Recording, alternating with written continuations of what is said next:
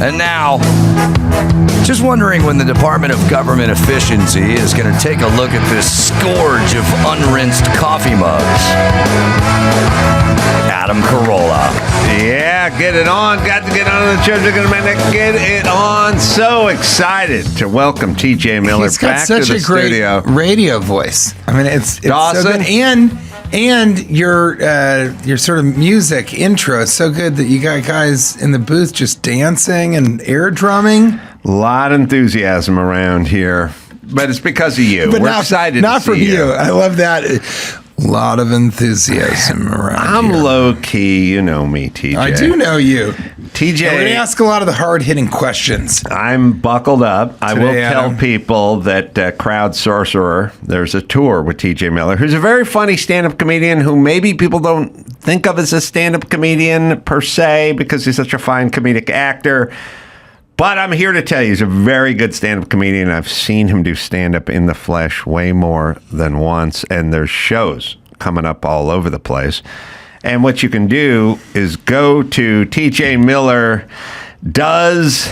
Oh, my God. I know. How do I write this? I don't know. Full dates and available at... Oh, and there's a comedy album as well. Smooth Peanut Butter. There's peanut butter and there's hot sauce. But the name of the album is Smooth Peanut Butter. Right. Oh, sorry. But there is smooth. And there's real and peanut chunky. butter. Yeah. And chunk it.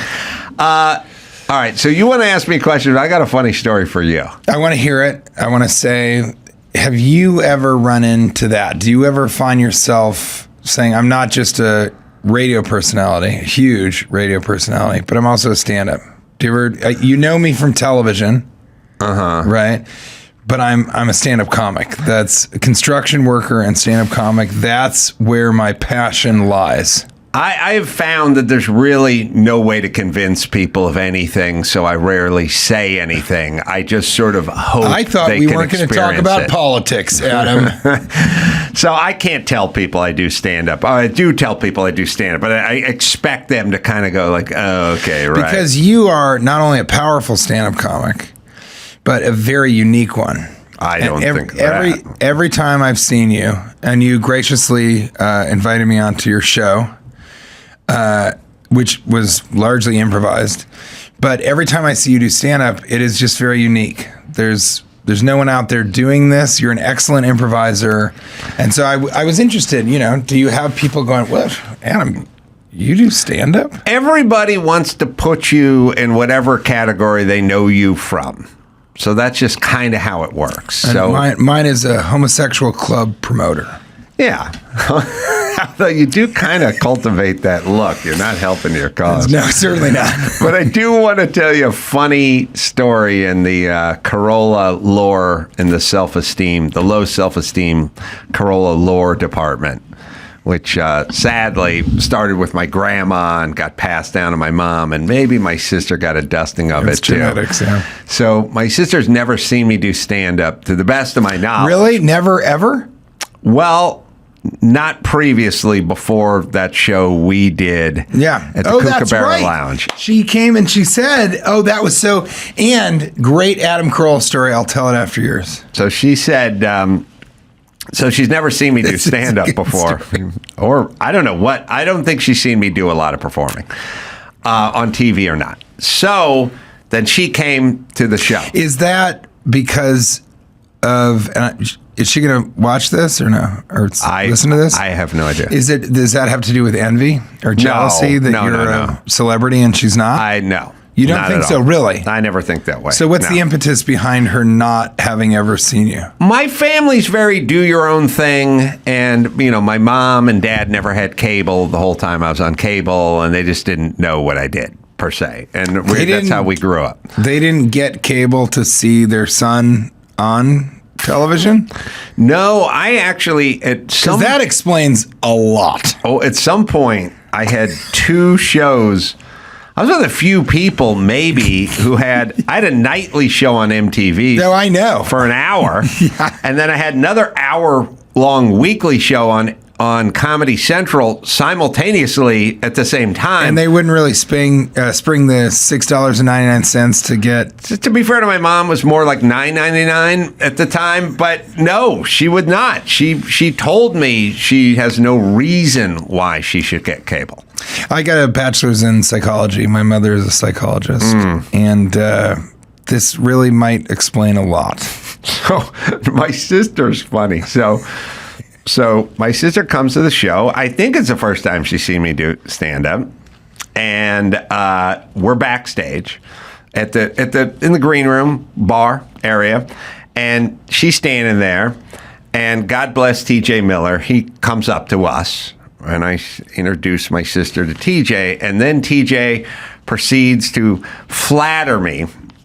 Really, like I've never been flattered before, that this guy's an inspiration, and we all watched him growing up. And is it flattery if it's genuine? I don't know, but it felt good, but it was a lot of flattery. Yeah. A lot of laying it on thick in front of my sister, which is difficult because she's a Carolla, and it's tough for us to hear good things about others in the family. Which I think you mentioned as you walked away. Yeah, so TJ lays it on strong. I mean, look, the stuff you dream of hearing, the inspiration, and the reason I'm doing it's because of you, and so on and so forth. Then, about a week later, I'm just talking to my sister on the phone, and she goes, and we're talking about something else, and she goes, "What's up with that TJ Miller?" And I go, "I don't know. It's a nice guy. I like TJ." "Yeah, but what was that about backstage?"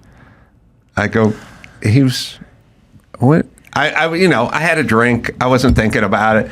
I go, when you met him? Yeah, I mean, what was that about? The whole big slathering it on. That's what she said. Yeah, and I go, I don't know. I think he's a fan. And she goes, "Well, come on, what did he want?" And I go, I don't think he want. Yeah, but it's like Hollywood thing with like something, And I go, "No, I don't really run in his circles. I don't produce films. Like I can't really do anything for TJ. But I think he's a fan. I think he just meant it." And she's like, "Okay, but what really? Really? Like, what was he talking about?" I don't mean to be rude, but my first reaction was, "What can you get me?" Well, that was her. I mean, I can't imagine. Well, her thing is, obviously he doesn't feel that way. So what was going on back there? Yeah, that's and I was like, "Oh, I think he feels that way," and he was just expressing himself. And she was like, "Oh, give me a break," And I was like, "Oh, this is interesting because it's being processed through the Carolla like weird low self-esteem filter." That she was like, "Look, that guy's a big star. There's no way he thinks that way about you. So what's the angle?" Was her thing. And I was like, as I was thinking, I was like, "Oh, this keeps getting a little less flattering because she's diminishing it. She's making it like that guy wouldn't really feel that way." But then I realized that's just where we come from. Well, I'm trying to license your opening music, so that's sort of what I'm after. Talk to my friend Dickie from the Bosstones. What's interesting is that, so that night, here's my story. It was a new club. I really never performed there. Yeah. I did not know where the light came from. Oh, you were on for a while. For a while, and I mean, I was on for so long because I just didn't know. They turn on a neon sign and that's the light. I did not know that. There is no universal light. There is no universal light. And it's weird. It'd be like, what if there was no universal stoplight? And we're just like rolling into intersections, like trying to interpret what was going on. They turn on a neon sign on a house. Some of them are like chick in the back with the iPhone flashlight. It should all be that. Or all be something, but either way, it's got to be uniform so you recognize on stage. Right. It could all be neon, bird. That's what it is. It's a neon sign that's depicting a bird. So I went on long enough. This is actually, it's one of the most embarrassing things that's happened to me in stand-up, because not only did I go on too long, you mentioned it on stage in a funny way and not insulting. You said that I must have a sunburn from how long the light was on. I'm definitely not going to forget that. You have, but I'm not going My sister asked me who wrote that joke because it was funny. It was me. And right. She said, well, obviously you didn't write that.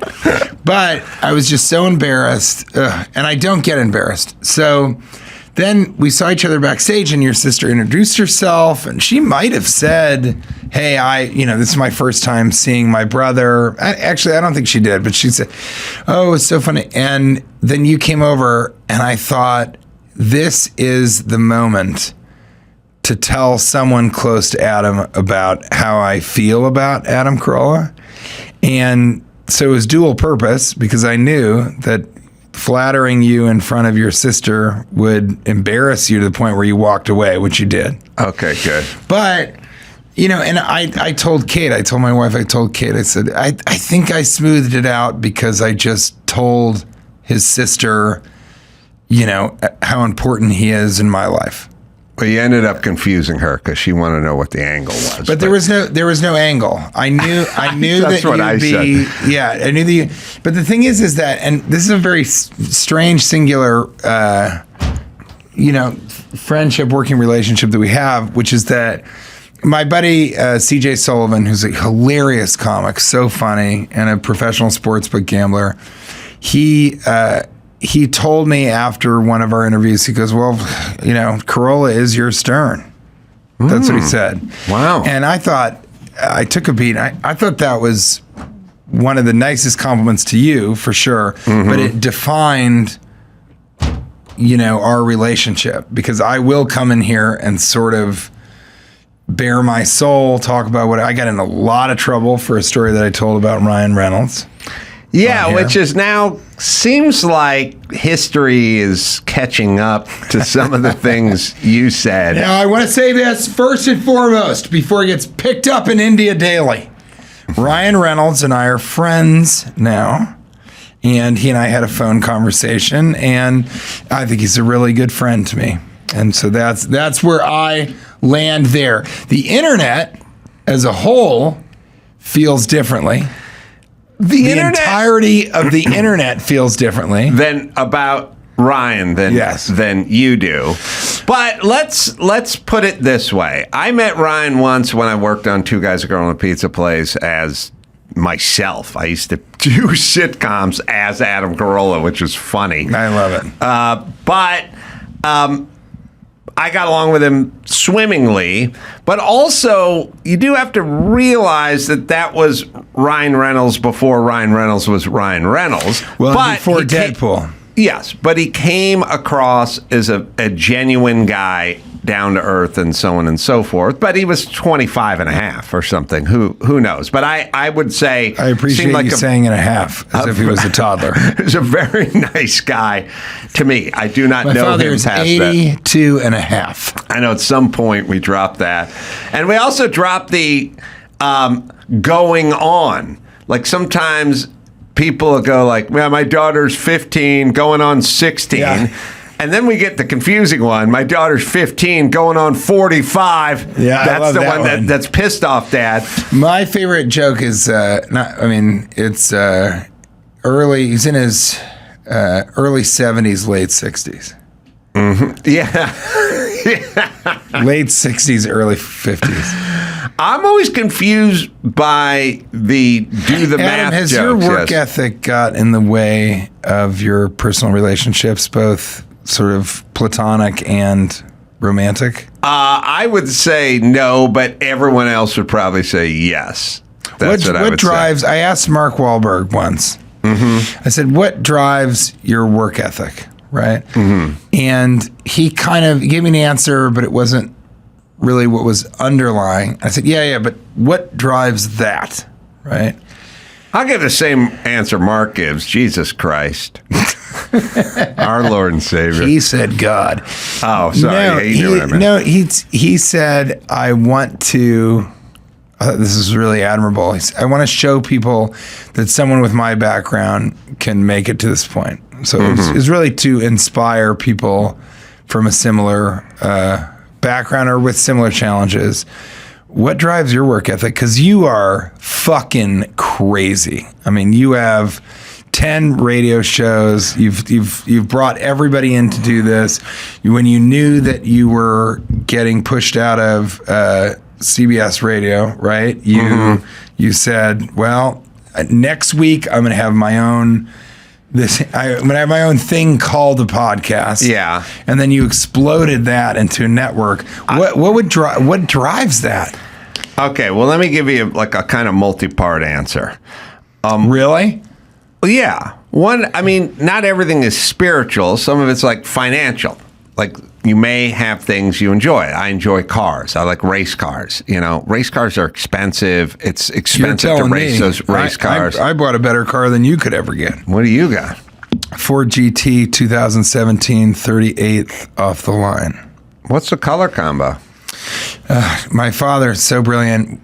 He also has a 2005, and he did white with blue racing stripes, and then the 2017 was blue with white racing stripes. So it's the Ford racing colors. Yeah, exactly. But in inverse, you know? Yeah, both, but not the Gulf light blue, the Ford darker blue with the white. But I think that's a better look. American, that's American race color. And I feel so strongly that once they did that car, it really proved that Ferrari and BMW, like America can make the best race car because we can do everything that Ferrari does in terms of the handling. You know, you want to have a smooth, but we do cars with more power. And that's what Ford is for me, is just not muscle car, but power. Yeah, well, the 05 has a supercharged V8 and the 17 has a twin turbocharged V6 and maybe a 3.5 and maybe like a 5 liter. I can't remember. Yeah, it's a completely different car. Yeah, but you have both, which is good. And your dad, now how did your dad, who get that car? Sort of an inventor, tinkerer, teacher, lawyer. Lawyer? They're Wait nearly the same thing. No, did he go in his garage and mess around with stuff, or just lawyer straight out? Lawyer, but something obsessed with cars. Obsessed with cars. And he would. I wouldn't say he was a mechanic. He wouldn't, but he knows everything about not only the car but the history of the car. When this changed, the taillights, all the things that you know everything about. But so he ordered those cars for you? No. So I got the 2017 for him, but the 05 is his. And he actually came to me recently and said, we're gonna sell the cars, but the 05 we'd like to bequeath to you and Kate. Because it's the only car that's increased, it's appreciating. The 2017's appreciating as well. Well, we sold it. Okay. Well, now it's appreciating in someone else's garage. Well, but they're probably not driving it because every mile you put on that car, you lose money. Yeah. And it's too expensive to own with the insurance. I mean, well, it's not a pragmatic endeavor. I'll give it that. And it's only meant to be on a track. It's not, you can drive that around you could drive it to a car show or something.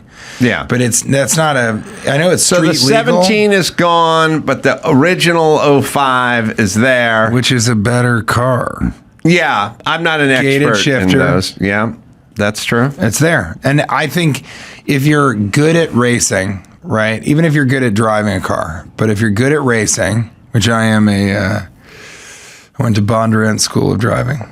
You did? I did. Bob Bondurant. If you're good at racing, then a stick shift is always going to put you in the lead compared to paddle shifters, is what I think. Well, you're not technically right in that paddle shifting is just faster and more efficient. But you're not as connected to the car. No, I'm saying if you're out for spirited driving and you're certainly old school, you want a stick shift. I mean, that's just how it goes. I did a race with a car that had a sequential shift where it just went bing, bing, bing. I haven't asked you this. Do you race cars? Yes. All right, so circling back to Mark Wahlberg. Well, you moved on quickly from that. No, you moved on. I said I like cars and I like to race cars, and that's an expensive endeavor. That's number one. Number one is just kind of pragmatic expenses, number one. Number two is I worked so many real jobs and shit jobs and labor jobs and grunt jobs for so long that being on stage, holding the light beer, telling jokes, cracking wise, it just doesn't really feel like comedy to me, or work, I should say, to me. And then the third is a sort of wasted potential. I spent a lot of time in my younger days just sort of hanging around, walking in a circle, kind of going, I don't know what to do. And it was like, it was wasted time. And then later on, when I got into the business, I was like, okay, now I got to make some docs and write some books. Like, I need to prove that I was alive. And I spent from 0 to 30 just sort of hanging out. So there's all the above is what it is. Is there anything that you're afraid of talking about on your show? Or are you like self-professed? I'll talk about all of it. I don't talk about certain things, but it's not that I'm afraid to talk about them. I guess is that would be how I would answer it. Is it about reverence for those subjects, or you just don't want the backlash that? I tend to like. I'm trying to think. I mean, some stuff is just sort of personal stuff. Some stuff is sort of like, I just don't want to pile on somebody that everyone's already sort of making fun of, kind of thing. But in general, no, I don't have things. I don't have a no-fly list per se. Yeah, so it's not, you don't have a roster of things that you don't talk about. I've never liked people that, like, I don't think you should sidle up to a microphone and then go, I'm not going to answer that question. It's like, well, then why are you in front of a microphone? There are ways to answer questions that are like more delicate which than I others. am not an expert in. Yeah, but also it's only my head on it is it has to be accurate. You cannot make stuff up. And you can't make up you stuff and that Alex makes Jones people are the look same in that bad. respect. That's right. It has to be as it was, or at least your experience. Is there anything that you are afraid of, that you explicitly say, I'm afraid of that? Because you don't strike me as a guy who's really fearful of anything, to tell you the truth. No, but it's not out of bravery. It's just kind of medium to low self-esteem. I just do stuff and I don't really think about it. But I don't have anxiety and I don't have things that I'm afraid of. But there are things I won't do. For instance, when I lived in Malibu, back when I was allowed to live in Malibu, I would see guys on 10 speeds just motoring down PCH all the time. And I would see them swing out into the lane because there's a Winnebago and a guy cooking meth there on PCH, and swing back in, and cars going by, 50 miles an hour. And then you'd see all these white tires planted in the dirt, and these are the 60 people that were killed on PCH in the last 10 minutes. The dead flowers. And I was like, I will happily climb into a race car and I'll put a fire suit on and a helmet and a neck restraint system or whatever. I'll climb into that cage and I'll do a race. I'm not getting on a 10-speed and going down PCH. So that leads me... And I would if you said, Adam, come on, let's go to let's go to Moon Shadows if it wasn't burnt to the ground, and I'm bringing my mountain bike. Like, I would do it, but like, I wouldn't do it every day because I would assume I was going to get hit by a car at some point. So that leads me actually perfectly to, are you afraid of death? Are you a guy that thinks about death? Are you a guy that doesn't really care? Are you a guy that when you do think about it, it sort of swallows your time? I've never articulated this, but I now realize that I think about death like I now think about long cross-country flights, which is, I used to hate long cross-country flights. Like, I'd go, Jesus Christ, what are we doing up here? That is my favorite answer I've ever heard in my life. And now I'm like, I am looking so forward to this fucking 6 hours of just being left alone and drinking miniature bottles of vodka and not thinking about anything. I love the idea of being out of communication and not being hassled, not dealing with it. So what used to be a burden is now sweet relief. And now I'm starting to realize I think I'm putting death in the same category as the flight to Newark.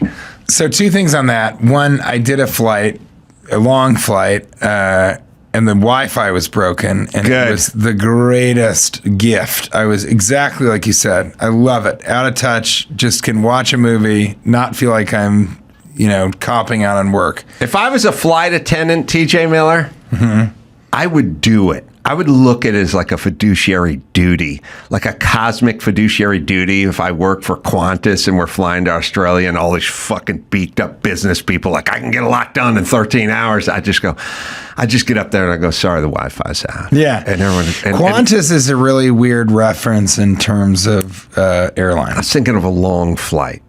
Yeah, you're right about that. So I went with Qantas, and then my coworker they'd go, but the Wi-Fi's not out. And I'd go, let them fucking relax. Yeah, I'm doing them a favor. Relax. I'm doing them a favor. And I don't think they could come back with anything. I had a joke. I still consider it maybe my best joke. But I said that, you can have a great night out. Just have a great night. You go to the party, everything works out. You're, this girl, she likes you, all that.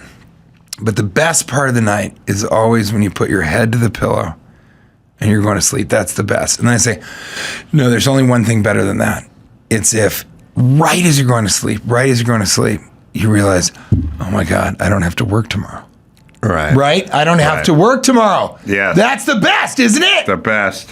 That's what death is. Death is the longest, greatest sleep, and you don't have to work tomorrow. So same deal, maybe different perspectives, but that's how I sort of see it is instead of loss of life, it's don't have to deal with all of everything that you're talking about, all the stuff that makes you go, here we go again. Yeah, it's kind of interesting because the antithesis of that was my mom and my dad, who had no material possessions, so that when they left, they didn't miss anything. Because there is a thing where I would think, oh man, I'm never going to go to Laguna Seca ever again and do that corkscrew. I would have that thought. It's quite a contrast, your dad and my dad. My dad passed, and he left me a Tony Bennett CD. Great. It's a great CD, though. You just need to buy a CD player. I will happily trade that for your 054 GT if you like. Oh, my God. It's a great CD. I don't know if it's that great. What do you think is more, what do you like more, and what do you think is more meaningful, sex or entertaining? Entertaining as in being up on stage with a microphone, sure, or look having what people we're doing come right over? Now. I love comedy. I could say comedy, or whatever this is considered. For me, my greatest moments are when I will run into people after the show taking pictures or whatever, and there's 2 stories I just love. I used to work driving a bakery truck, and I'd work graveyard, and I used to listen to you and Dr. Drew, and you kept me company, and I loved it. I love that story because I relate, because I used to be alone on a construction site, and all I had was the radio, like as my friend. And the other story I love is when people go like, I got divorced during COVID and I was going through like a really tough time, and I listened to you and you brought a smile on my face, and like you put things in perspective. Like I'm like, that's the best. Making people laugh, or like, hey man, show guy, that's great, but that's the best. Like that's when you can penetrate. Speaking of sex, double entendre.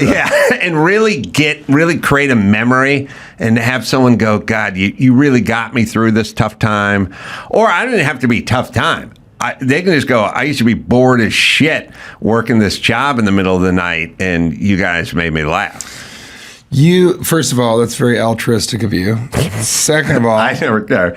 Second of all, who does that for you? When have you been in a tough time in your life? Because that's my favorite thing is when somebody says, I was the lowest point, these are dark days, and I got to tell you, I threw on this movie or your stand-up, and I was howling, I was cracking up, and it really took me out of it. Who is that for you? Well, Mark Wahlberg said Jesus Christ, so I'm going to just... Well, first off, it's a lot of different people. Like when I was young and I worked construction, it was morning radio. You know, I would listen to Mark and Brian on KLOS, and then I would listen to Kevin and Bean on K-Rock, and then I ended up on K-Rock on the Kevin and Bean show. Yeah, I was going to say, that must have been something that, drew you to doing that. I would listen, and I would kind of think to myself, I think I could do this. I think I could do this. Like, that's what I would think. And then I would think, you're never going to do this. But then I would think, but I could, but you're never going to, was kind of my dueling thoughts while I was sitting in my pickup truck in traffic going to Chatsworth to, swing a hammer. But I loved listening to any talk radio, like a voice. And by the way, I would listen to the Bible Answer Man. And I'm an atheist, and I would listen to Dennis Prager doing Religion on the Line and stuff like that. And people go like, well, what do you care? Like, you're not into the Bible or into religion. Yeah. You're not into any of that. And I'd go, well, maybe I'm not, but maybe I could be. Like, I want to hear what they have. I want to hear what they have to say. I don't want to hear what I have to say or what people that just agree with me have to say. I want to hear what other people have to say. And that's very nihilistic of you. No, really. And then, okay, so this is a two-parter. Do you talk to yourself when you're alone? Do you sort of say, oh, hey, do you think out loud? Do you, admonish yourself or think through things? And then, second part, which I'm sure you've been asked, is do you see a therapist? Mm-hmm. I have. I'm not currently seeing a therapist, but I have seen therapists over the years, but I'm starting, as I get older, I'm starting to really realize that you could go to therapy, and then sometimes people go to therapy to say they're going to therapy, and not a lot changes. I also come from a family that has a lot of therapy and zero change in their life. Like, talked a good therapy story, sort of like the equivalent of saying, yeah, I got a personal trainer. Yeah, but you never work out. Yeah, right. But I got a trainer. And as a matter of fact, I got to meet Jeff Tuesday at 9 a.m. It's always a Jeff with a Geoff. That's right. And it's like, yeah, but if you don't work out, then what are you doing? I have a trainer. Some of it can become that, like, it satiates. As I get older, I kind of realize that hikes in nature, classical music, I just went to, it's interesting. So this morning, I went to Mark Garrigas's house, attorney Mark. I left Dr. Drew's house, and I sort of said to Drew, I know you're magnanimous and generous, but I'm overstaying my welcome at your house. Like, once we get to the 3-week mark, I think I got to move on. I'm a rambling guy, and so I talked to Mark Garrigas, and I said, I got nowhere to go, and he said, well, I got a guest house, and it's nice, and it's on my property, and I'd be happy if you came in and stayed here. And I said, okay, so I'll come stay in your guest house, because Drew, I'm staying in his house. And there's enough square footage, and Drew likes me, and that's why I like him. But it's just at a certain point, you just feel like I've been in your house for like 3 weeks. Now I should move on. So I went to Garrigas's house this morning, and he showed me the guest house, and he said, stay as long as you want. I'm out of town all the time, whatever.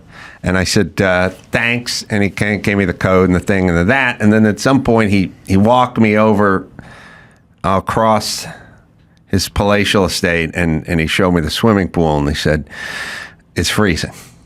And he said, you can get in every morning. And I said, I will. And then he left, and I thought, I'm getting in that goddamn pool. Now, what I realized is forget about me. One would get a lot more if one committed to doing that cold plunge every morning, if one committed to going on a hike in nature and listening to classical music, if one committed to sort of eating right, if one committed to shutting their phone off when they went to bed, or not bringing it into the workplace, or whatever that thing is, you could probably get more done than you could in a therapeutic setting. If in fact you weren't, brutally molested repeatedly as a youngster. Which for some people that is therapy. I wonder what is a habit that you have that would be the hardest to break? And it doesn't have to be a negative, smoking or something. What is a habit that you have, looking at Instagram right before you go to bed, something like that? My habit is probably profiling everybody relentlessly and just kind of knowing who they are and where they are, and just profiling. How do you do that? How would you do that? I just I'll come in here and we'll be doing a show, and the show will be with this guy, and he's a conservative who's on Daily Wire. He works with Ben Shapiro, and he's got a doc out about some conservative thing or something. And I'll think, all right, don't check on him. He'll be here half hour early. And then at some point they'll go, Mr. Mix, the white rapper, is supposed to be coming on. And I'll go find that guy. Make sure he's coming in. And they'll go, he's coming in. I'll go, check. And then at some point someone will come back to me and I'll go, he says he's sick, so he's not coming in. And I go, okay, because I figured out that white rappers need to be checked on, and conservative documentarians don't need to be checked on in terms of whether they're going to be here on time. So I profile everybody. So you're trying to, build categories. Yes. And say this. Well, actually, what you're talking about really is stereotyping. Yeah. Stereotyping and profiling are the same thing. Except for profiling is a more accurate way to do it because it happens to be correct. But listen. Well, it's what police use also. Yes. Every time I pull up to a red light and I have a choice between can I go in the right lane or the left lane, I profile the car in front of me. If I see a bunch of stuffed animals in the back window, I go into the next lane. If I can't see the person's head over their headrest, I go into the next lane. I profile everyone's car and them. I mean, it's okay to just say that if they're Asian or a woman. It's hard to tell. Is that okay or no? It's hard to tell Asian from behind. How? It really is. Well, gender. But I really mean this. Do you find that your sort of worldview, let's call it that, do you feel that there's a lot of opposition against your beliefs, your paradigm, for lack of a less pretentious word? Yeah, I don't really have beliefs. I just have sort of pragmatic thoughts. And then there is a lot of pushback against pragmatic thoughts that I have. But do you think that they're that's not unfair? Really beliefs. Unfair to me? Yeah. People are stupid and they're kind of angry and they generally don't know what the fuck they're talking about, and they just push back because there they he push goes back. Profiling again. So they just push back. So, during COVID, everyone, I was pummeled relentlessly during COVID, but I didn't care because I just knew what was going on. So it's kind of a weird thing. So I knew what was going on. They didn't know what was going on. They wanted to cudgel me into thinking like them. That's an impossibility. And I don't have any problem with not being popular and or being attacked, but I have a problem with not being accurate. So yeah, and you mentioned that before. And this has really been on my mind, like on the way here, which is, are there any media personalities, let's call them, that you feel like you're grouped with, right? That you think that's totally unfair. I am nothing like Alex Jones, whatever, it can be anybody. I am not. People are saying I'm like this Fox News anchor, or I am the Rachel Maddow of the Carolla podcast. Yeah, her hair is shorter than mine, but yeah, I get what you're saying. Not by much, but yeah, is there anybody that you kind of go, I can't believe I'm in the same sentence as this person? You will get lumped into groups, sort of depending on your stances on basic that's what I mean. issues, So if you're going to take a stance during COVID, then you're going to be lumped into all groups. But forget about COVID. Yeah, I mean, generally, first off, I'm ignorant. Like, I really don't know what's going on that much. I just sort of go about my business. I don't really have strong opinions on other people's opinions and what they think of me, and I would assume they don't think of me, so I really don't know. Is there anybody that you watch or pay attention to with regards to, you saying, I go about my own business? Is there any particular person or, individual that you do sort of go, I should check in and see what this person is talking about? Their opinion is interesting to me. Oh, yeah. There's smart people out there. So who would that be? Such as guys like Ben Shapiro. And Ben Shapiro's kind of even-handed. He supports Trump, but like the other day when Trump was blaming Ukraine for the Russian war, Ben Shapiro was like, Trump's wrong. That's not Zelensky's fault. What's so your on and so forth. So like, I will listen to smart people and figure out what it is they're saying about a subject. Now, keep in mind, I decide who the smart people are, but those smart people are pretty accurate with most subjects. You're the only person that would say, no, I follow a couple people that I think are pretty smart, but I determined that they were smart. Well, all right, because the people who are listening may determine that Joy Reid is smart.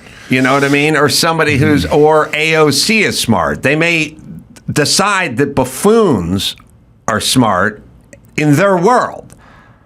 It's basically a dog eating a can of cocktail weenies. Like, I can't tell that dog it's not the greatest thing ever. Well, and I think that as a positive nihilist, I feel like if that's the meaning they want to create, then that's fantastic. I'm going to say something, and I just want to hear your opinion on it. Okay? And I'm only saying this because I know that my wife, Kate, will not listen to this podcast. Okay. Tucker Carlson for president. So, where do you land on that? I was talking to Ben Shapiro a couple of weeks ago. I was out in Boca Raton. I did his show. I did my show. And Tucker's name came up, and Ben had some choice words for about Tucker. Not all positive. And I realized I like Tucker personally, and he's wise and he's sharp. And I don't know him, so there's no... I do know him. There's no angle, as your sister would say. I brought him to the Comedy Store once. If you could picture Tucker Carlson at the Comedy Store. I know it's what he would have worn. He wore a hat down low and collar popped. He did not want to be recognized. If Mark Maron saw him, probably would have stabbed him with a butter knife or something. But all right. If he has a butter knife. I was assuming it'd be on the table at the Comedy Store. Yeah, right. A lot of rolls he's served packing there. his own butter knife. All right, but hold on.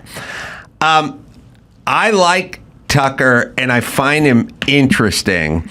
And I have had great dialogues with him on his show, on my show, and so on and so forth. And he's also funny. Like, he's got a good sense of humor. I think he is funny. He is.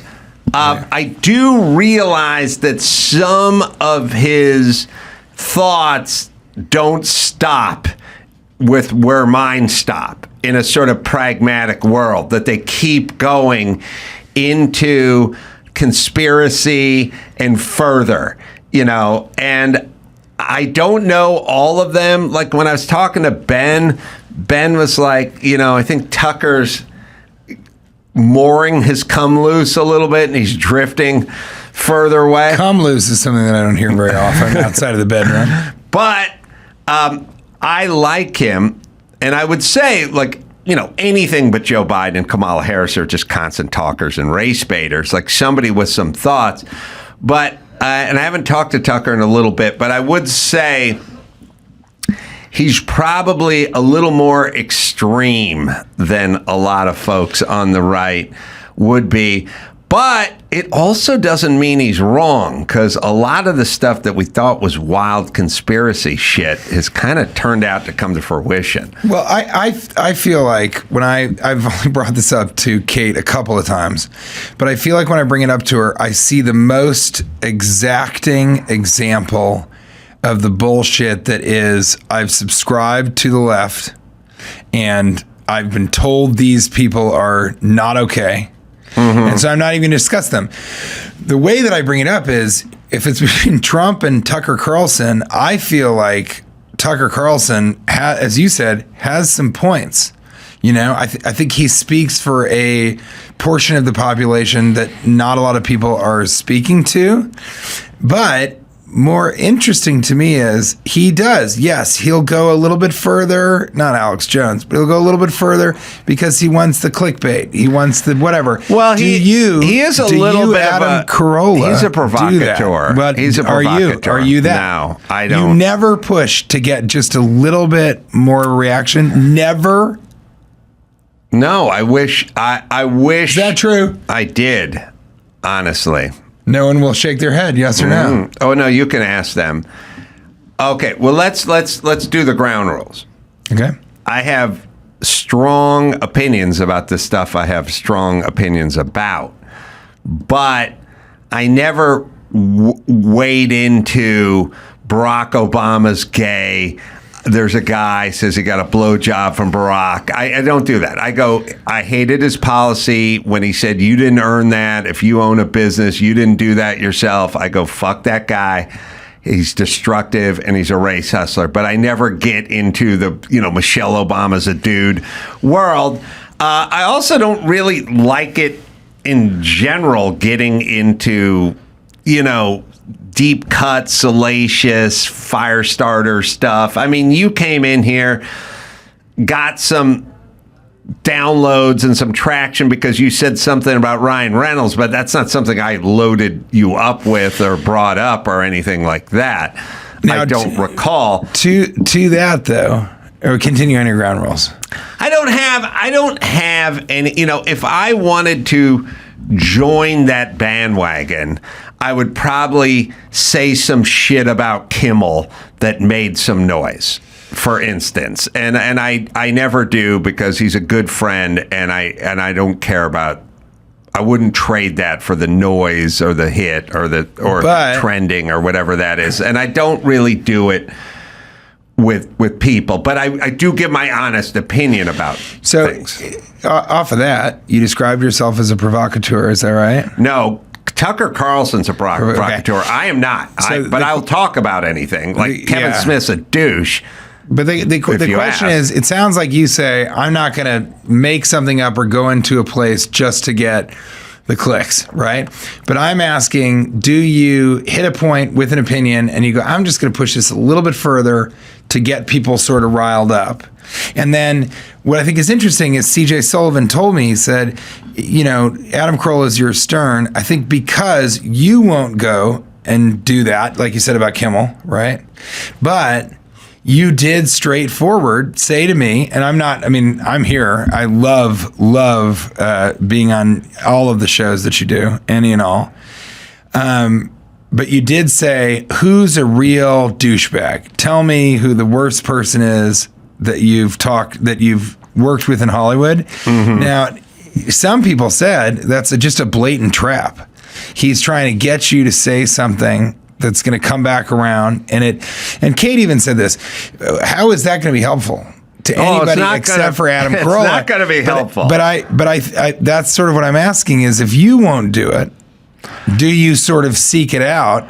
I will not giving somebody enough rope to hang themselves. I'm not saying that. I will do it. I mean, I've done it. I've told people when I met Dane Cook, he was a douchebag, and when I met Jay Moore, he was a douchebag, and now they worked it out and humbled it up, and they're That's how I nice feel about Ryan. Yeah. guys now. Not that he's a douchebag, but like, yeah. And Kevin Smith is a douchebag who completely fucked me out of $500,000. Like I'll tell, but by the way, they had to have done it, and then people go, right, it's accurate. Look, if I was telling you the story at the top of the show about my sister, but it never happened, that would make me kind of a dick. And if I embellished it, it would still make me kind of a dick. So you but don't I actually embellish. had that. Well, you were there for part A of the conversation, which is heaping praise on me, and then I was there for part B, which is as I discussed it. No, I will not embellish. So, but on the other hand, if somebody said, "Where's your dog?" and one of my friends got drunk and ran it over on purpose, I wouldn't go died of natural causes. I'd go Jeff with a G, my former personal trainer, got drunk and ran it over on purpose. And then they'd go, and then at some point, Jeff with a G would come up to me and go, "What the fuck?" And I'd go, "I'm just reporting what happened. I've had this discussion a million times. You shouldn't have got drunk and tried to run over my dog and killed my dog. That's on you. Me reporting it doesn't mean I'm talking shit." Right. Accuracy is important enough that you'll sort of divulge. So do you tell little white lies? No. Do not. Never? No. It's sort of like my. Never. I've said this. Hold on. No. You're headed to a restaurant. You're late. 2 women? Yeah, all day. You're headed to a restaurant. Yeah. You're going to be late. You call. You wouldn't be open to saying, the traffic is crazy, but it's really just you're late. Yeah. I'm talking about those white lies. Okay, so there is a kind of professional white lie, right? There's a professional. It's a good way of putting it. Which is, "You've been drinking tonight, son?" "I had 1 beer, officer." Okay, that could very well be a white lie. So there's those kinds of lies. The professional white lie is like a thing where you're supposed to do such and such a show, and then you realize the day before the whole day just got misbooked or whatever. Yeah. And then so you say to the person, "Adam, it turns out, is traveling that day. Can we rebook?" "I'm not traveling that day." You tell them something other than "we screwed up" or Adam's doing something else. There's a professional white lie, which, by the way, I appreciate. I remember one time many, many years ago, I'm looking at you, Dawson, because you got to find out the cast member of Baywatch, the sensible one, the one with the short haircut, every bit as pretty and vivacious and everything else as everyone else, as Pam Anderson and the rest. She just had short brown hair. And so she was considered the sensible one. And God, I can't think of her name. She runs marathons. Okay, we'll figure her out. Very attractive. And years ago, she was doing Loveline. Original cast member. Someone wrote Alexandra Paul. Yes, that's her. Stephanie Holden is, I'm not sure who, but Alexandra Paul is Alexandra Paul. She looks very sensible. She's very sensible, very pragmatic. Part of the original cast, right? I bet if you look her up, she looks amazingly fit. She ran marathons. And by the way, kept her hair short. She went long hair, she'd be out of this world. But anyway, Alexandra, I got in a big argument with her once. And you tell me what you think of this. She was slated to do Loveline on K-Rock or syndicated radio show, right? And I was like, oh, good, we could talk to the Baywatch chick.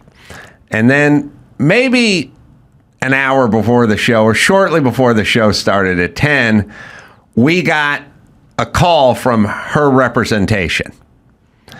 And the message from her representation was, Alexandra Paul cannot make it in tonight. She's training for a marathon, and she's got to get up early. And I'm like, well, that's not sick or blew your knee out. That's just, I got to get up. Like, I'm doing something. There's something more important, and it's just waking tomorrow. up early. And by the way, not training for the Olympics, just, she wants to run a marathon. Now, you can see if she's ran multiple marathons, but she had a personal goal to run a marathon. And like maybe that's fine. But it wasn't for Team America or because Al-Qaeda had abducted her daughter and she wasn't going to get her back unless she could break 4 hours or anything. It was just she was doing this. So she just basically called in and went, I'm not coming in because I got shit to do tomorrow. Now, hold on. You tell me. She came in, I don't know, a year later. And her and I got into a big argument. And I said, listen, I've been there. You've been there. I get it. Professional courtesy is she's got the flu. She's sorry she can't make it. They're going to reschedule. You gave us, I got other shit to do the next day. Yeah. And I want to sleep. And her thing was, I told you the truth. Right. And my thing is it's like you saying to a chick, like, I'm sorry, I don't want to date you again because you're too fat. And you go, and I told you the truth. And it's like, just say I'm gay or I'm seeing somebody else. Accuracy is important, but sometimes you need a white lie. Right? She ran the Boston Marathon. She did the Hawaiian Ironman. I do not have to go to the bathroom, but my wife is very sick. Okay. All right. I'll cover. Number one or number two? Number one. One, okay. Wait, number one wife? What is he talking about now? Alexandra Paul ran the 2000 Boston Marathon. Okay, that makes sense. Did the Hawaiian Ironman in 97. Iron Woman, she did. She did the Fiji swim, so she's in great shape. And it tracks. She was training. But I don't know. I don't know if you guys feel like I feel, which is I got to get up early the next day because I got to do other stuff. All right, make less noise, would you please? I got to do, get the door, please, which I'm going to fix the pneumatic close. Don't push on it, but when it closes, don't let it ka-chunk. Remind me, well, you did let it ka-chunk, even though you're standing holding the door and I was telling you not to do it. Okay. I don't know if we're going to be able to fix that one. We'll edit that. We'll dig that out. We'll edit it in post. But when you're standing by the door and I'm going, don't let it ka-chunk, and you got your hand on the handle, that's your that's your window. Later on when you're at home. Uh-oh, here goes the door again. Can Byron get it? Can he get it before the ka-chunk? I got to work that pneumatic closer out because it's been a while. My wife does have an autoimmune. Oh, yeah, no, I got it. So Alexandra Paul told me she had better things to do the next day and she's not coming in. I argue a professional courtesy lie at that point is so you would have rather she lied. I told her that to her face when she came in a year later, and she argued she told me the truth. And what's wrong with the truth? Well, what's wrong with the truth is that in this instance specifically, is that it was sort of hurtful. She sort of was saying, and a white lie, I think the most acceptable times for a little white lie is so that you protect the person from feeling like they don't matter. Right? That's the restaurant lie. So there's lots of lying in that department. You see, all right, you want to kind of give my worldview? I love it. All right. Worldview. This is all I just want to ask you questions. Worldview. If you're a beautiful woman with long hair and you show me a picture of Dorothy Hamill from 1976 and say, I think I'm going to get this haircut, I would say, don't do it. You're much more attractive with your long hair that goes past your shoulders. You don't like short hair? I'm just saying, if you ask me, I would say do not get that Dorothy Hamill haircut from 1976. Do not get a bob. You're much better with the long hair. If you got your haircut and you got the Dorothy Hamill, and then I saw you and you said, I just got the Dorothy Hamill, what do you think? I'd say most women can't pull off that short hair, but you, my dear, look fantastic. Yeah, again, sort of saying you do matter instead of saying, that was a mistake. That is bullshit, but you already got the haircut. Pre-haircut, I would not be as kind. I would say don't do it. Wow. So you'll switch it up, but is that to protect the person's feelings? Kind of, right? Yeah, I'm always trying to figure out what people are gonna whatever. Like I'll give you an example that people run into a lot. And I do this all the time, but you tell me, how are you? Some people, women especially, but like some people will show up and they'll be wearing a new jacket or a new sweater or new whatever. And then let's just say it's a jacket. And you go, hey, man, that's a nice jacket. And they go, it's brand new. And guess how much I paid for it? Now, what I think to myself is, I want to say $59. But if you say, no, it's $102, you're going to feel real bad. So I go, $500. And they go, nope, $189. Yeah. And I go, okay, now you feel good. But I don't think it was. If this was the Price is Right and that was a showcase, I would have guessed another guess. But I went high because I knew what you were getting at. I love this. And you wanted to feel good about yourself. But if we're just talking about accuracy, I would have gone a lot lower. But I don't care. So I just went $1 million. And you went 2.7. I love that you brought this up because what I'll do is I'll do that according to how I feel about the person. Yes. And sometimes it pisses me off. They go, how much do you think I paid for this jacket? Yeah. What do you think? Can you imagine? Guess. Come on, guess how much I paid for this jacket. Guess. And if I don't like the person, I'll say, I don't know, $29? Mm-hmm. No, it was $120. But if I like the person, I'll do the same as you. I don't know. That's a great jacket. Was that a $1,200 jacket? They go, no! I got it for $580. And in my mind, I'm like, you're a fucking idiot. That's what I'm thinking. But, you know, you do that because, yeah. And also, sometimes I'll do it because I don't think you should ever do that. There are a couple things I don't think people should ever do. One, guess how much I paid for this. Shouldn't do that. And the other one that I really hate is, you don't remember my name? Oh, it's right. It was coming out of my mouth. I will say to people who clearly probably know my name, I will say, hey, I'm TJ. I don't know if we've met before, or I think we met. I do this all the time. I think we've ran into each other before. Anyway, I'm TJ. That's what you do. We're famous. We don't have to do that. But I learned that Paul Rudd did that. He goes, hey, I'm Paul. I was like, well, he doesn't have to. And I just cannot stand when somebody, what? You don't remember 2 years ago? Yeah, we passed each other in the hall. You don't remember, what's my name? They'll do that sometimes. What's my name? It's drunken chick shit. I've had it happen a million times. I don't want to tell you. I get violently angry. It drives me nuts. I go, you remember me? I go, I meet so many people. You don't remember me? I meet so many people. You don't remember? I go, I don't fucking know who you are. Just get the fuck out of my face or tell me your name. I don't know why this is good for you. It's not good. I'm the one I don't know who you are, so that's on you. If I don't really feel like I'm going to like this person, I'll just say, well, I guess you're not really that memorable, right? Which is just a really rude thing to say, but it's more rude to say, you don't remember a name? Tell me my name.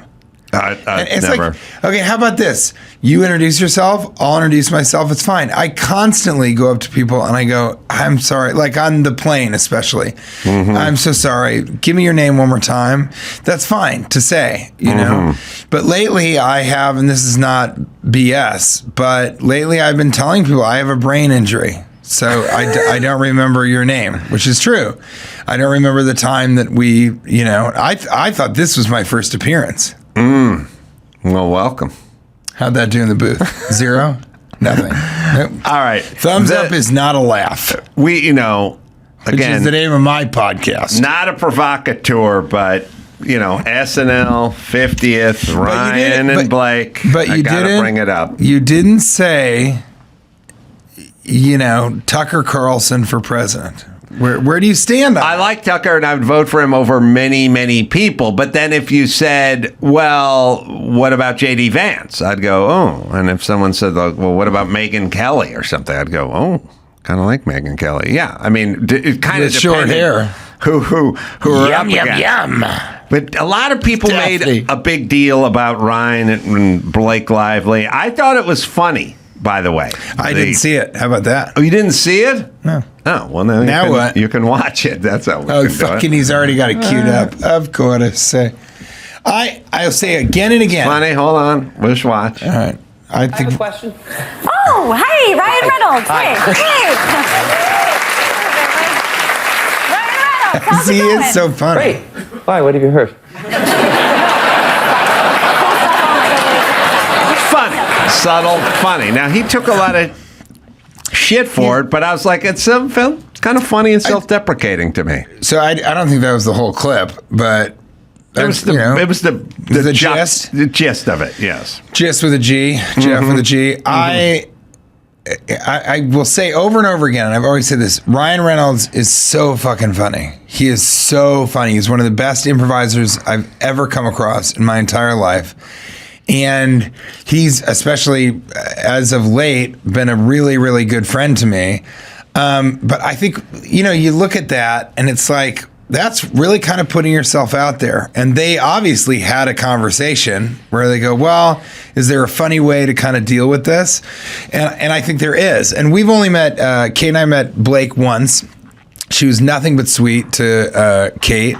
And I hate the media. Mm-hmm. And there's a period after that. And I don't think anybody should be dragged by the media. I don't think it's fair. I think it's not true for the fucking almost more than most part. And I don't think it's healthy. I think it's weird to watch America just pile on to this thing. But I think Ryan is somebody who is so funny that I want to watch him. He's so watchable. I feel the same way about Anna Faris.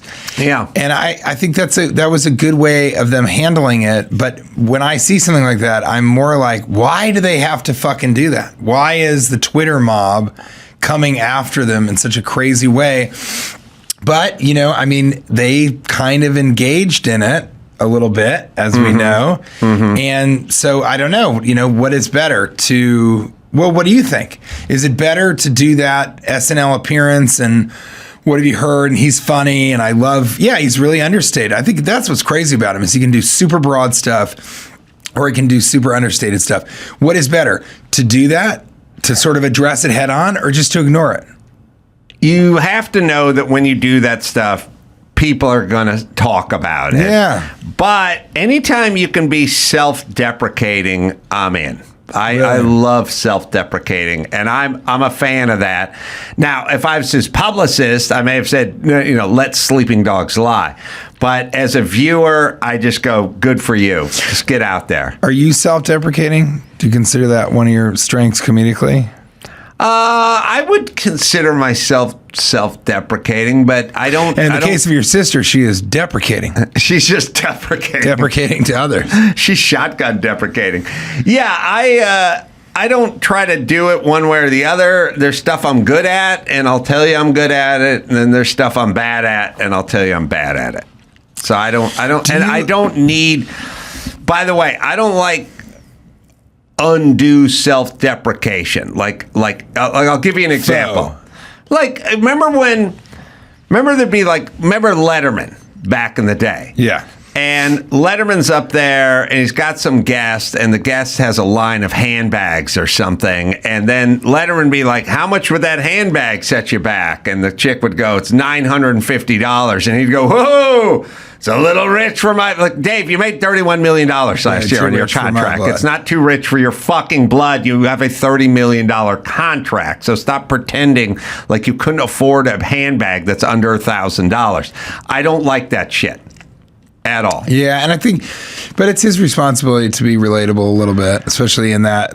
He's not relatable because he's on TV and there's a theater with his name on it, so he's not relatable. I liked Ellen DeGeneres did the special Relatable, and I thought she did a great thing by saying, I can't relate to any of you. I have a watch that's worth more than your house or whatever. Right. That's what I want people to do. Like when people go, this politician doesn't know how much a gallon of milk costs. They go, yeah, you're right. I don't, because I'm in fucking at The Hague talking to lawyers all day about war crimes and shit. And I got a bitch who picks up the milk for me. So no. And by the way, you don't want me knowing how much a carton of milk costs. I'm fucking making big money moves up here. You don't want me to live in the suburbs in Tulsa. You want me to be a person who knows how to live in D.C. Why can't OJ move back to the hood? Do you, Adam Carolla, ever feel like you can't get away from yourself? Do you ever go, ugh, I wish I could live outside of this prison that is me?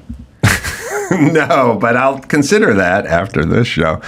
No, I don't have the same horrible thoughts that everyone has about themselves. I'm fine being alone. I'm fine on stage in front of people, or I'm fine doing a podcast. I don't. Do you think that you could do almost a monastic life? Like you could just be on your own and entertain yourself and feel good? So I'm saying none of this, no podcast, no speaking to anybody, not really around many people. Maybe there is a little bit of this right now, because you're famous enough that I would assume that there's some solitude related to that. Listen, my greatest joy in life is 5 or 6 dudes I really enjoy coming over here and watching football and drinking beers on a Sunday when the NFL season's in full swing. That's what I enjoy. Why is that? Do you like to check out? Do you like sort of the simple things in life? Because you mentioned construction a lot. Yeah, I like basic, simple stuff. My idea of a good time is going to a steakhouse, not going to a dining experience where they set the menu for you and everything. Oh my God, I agree. All right, it's just a steak and potatoes thing. Yes. Do you consider yourself an intellectual? No. Really? Well, I consider myself smarter than everybody and a better thinker than everybody, but not an intellectual by any stretch of the imagination. That's a perfect thing to end on. Oh, my God. The tour, by the way. That is the dichotomy that is Adam Carolla. Crowd sorcerer. Well, until I'm proven wrong.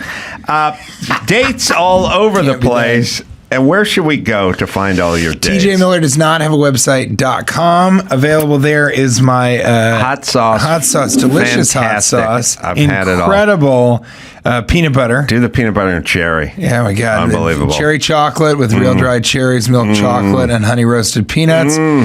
Dark chocolate coconut. That's for the ladies. And then my favorite toffee, crispy with toffee, milk chocolate, and Rice Krispies. Yeah, I'm all over the country. I love it. I said to my wife recently, I said, if I could tour more, I would. If I could do every single weekend, I would. And she didn't really give much of any resistance. I know. She probably should have stepped up. She said, all right, let's figure out how to do that. But I love touring. I love the whole thing. And really excited to continue doing stand-up. I think like you, it's like once you get on that stage, it feels... this is so stupid, but it kind of feels like home. You feel it's... Okay, yeah. Here we go. All right, and we'll be right back with Gary Louris, from the Jayhawks. And I believe his wife Stephanie's joining us as well. And we'll do that right after this. Thanks, Adam. Homes.com knows that when it comes to home shopping, it's never just about the house or condo. It's about the home. And what makes a home is more than just a house or property. It's the location. It's the neighborhood. If you have kids, it's also schools, nearby parks, transportation options, all the above. That's why Homes.com goes above and beyond to bring home shoppers the in-depth information they need to find the right home. And when I say in-depth, I'm talking about deep. That's right. Each listing features comprehensive information about the neighborhood, complete with a video guide. They also have details about local schools with test scores, state rankings, and student-to-teacher ratio. They even have an agent directory with the sales history of each agent. So when it comes to finding a home, not just a house, this is everything you need to know, all in one place. Homes.com. Homes.com. We've done your homework. O'Reilly Auto Parts. Bam! You know the song, right? They're in the business of keeping your car on the road. O'Reilly Auto Parts offers friendly, helpful service and all the parts and knowledge you need to maintain and repair your automobile. Always been an O'Reilly guy. Used to go to the one out in North Hollywood when I was over there. Then I moved to La Crescenta. Went to the one up on Foothill. Still swing by there every once in a while because I'm a hands-on guy. So whether you're a car aficionado or an auto novice, you'll find the employees at O'Reilly Auto Parts are knowledgeable, helpful, and best off, they're friendly because some of those auto parts guys can be a little tough around the edges. Stop by O'Reilly Auto Parts today, or you can visit us at O'ReillyAuto.com/Adam. That's O'ReillyAuto.com/Adam. Well, our old friend Gary Louris and his newish bride, Stephanie Stevens, are joining us. The album, it's a solo album, Dark Country. It's available to buy and to stream everywhere right now. Dates are coming up. Gary, of course, you probably know best from the Jayhawks, one of my favorite bands. Good to see you guys. Hey, Adam. Hey, Adam. Yeah, this is Stephanie. Yeah, we met before. We met on an That's airplane, I believe. I think so. How are you? I'm well. How are you doing? Good. We're in the snowy mountains of Quebec. Oh, really? Do you live there? Yes. Steph is a Canadian. Yeah, I'm Canadian. I'm a permanent resident at this point. Oh, wow. Yes. We were on the podcast with you a few years back during COVID, I believe. A little thing called COVID. 21, I remember that, but I also have a recollection of running into you guys on an airplane for some reason shortly before you got married. And I'm guessing that could have been 6 or 7 years ago, but I don't know. How long have you guys been married? Almost. It'll be 5 years. 5 years. Yeah. So Maybe I ran into you right before. I think I ran into you before you were getting married on an airplane for some reason. But I'm afraid of airplanes. Who the I hell could have been knows? drinking heavily then because I'm not a big fan of flying. So Yeah, well, I could have been drinking and made this whole thing up as well. So it sounds like pretty good country for writing songs, snowy Quebec. Well, for some reason, I keep moving from one snowy place to another. I grew up in Ohio, then I moved to Minnesota and spent 40-something years there and then moved here. So I think the next move we make is somewhere warm. So if you have any suggestions, let us know because we're thinking about it. we are. Yeah, I think the plan is to get two places. You get the warm place, you get the cold place, and then you figure out when to go from one to the next. But I mean, you do a lot of touring, right, Gary? I mean, you're not constantly touring, but you've been on the road a lot over the last 30, 40 years, right? Oh, yeah. Back in the 90s, there was at least 150 dates probably. Now we do about 60 or so in between the band and my solo stuff. So, yeah. So too much, really. Sometimes the excitement of getting on a plane is gone. So, as they say, with touring, like the Stones, remember 25 by 5? They asked Charlie Watts, what's it like? He said it's 5 years of playing and 20 years of waiting around, which is basically what a lot of touring. That's a good calculation. Have you, the Jayhawks, I came on to in probably 93, 94, I think, when Tomorrow the Green Grass, I think, came out. 93, 94? I'm trying to think. Yeah. Tomorrow the Green Grass just had its 30-year anniversary this past Oh, so February 14th. So that's 1995. 95. It was recorded in 90. Yeah, Must have been February of 95. Yeah, I was going to say early 95 because I kind of remember where I was living. If you moved around enough back in the day and you listened to the radio back in the day, you could sort of chart your movement with what songs were on the radio. I kind of go, I remember I was in that house in La Crescenta with my two roommates when I caught on to the Jayhawks. And I've always been a huge fan, as you've known. Thank you. And I've always sort of Mutual. I've spread the gospel as much as I could. And I've always kind of found that people that know music and like music were always fans of yours and the Jayhawks. But it doesn't really guarantee any other success beyond working. You know, like being really good. Like people say to me, who's the funniest guy you know? And I just go, you don't know his name. So, and I realize that's kind of the nature of the business. And at some point, you have to be content with making a living and being good. Or you tell me. Yeah, well, you know, in the early days, I felt like we were gonna conquer the world and look out, you know, and then you adjust your image of yourself, I guess, and people tell you, because I'm competitive and I want to, but people try to tell you, you know, relatively speaking, you're so lucky. You get to do what you love to do for a living. And I was talking to Steph the other day when she was trying to talk about what it was like to go work in an office. I'm like, I don't really know what that was like, what it was like to get up. Right.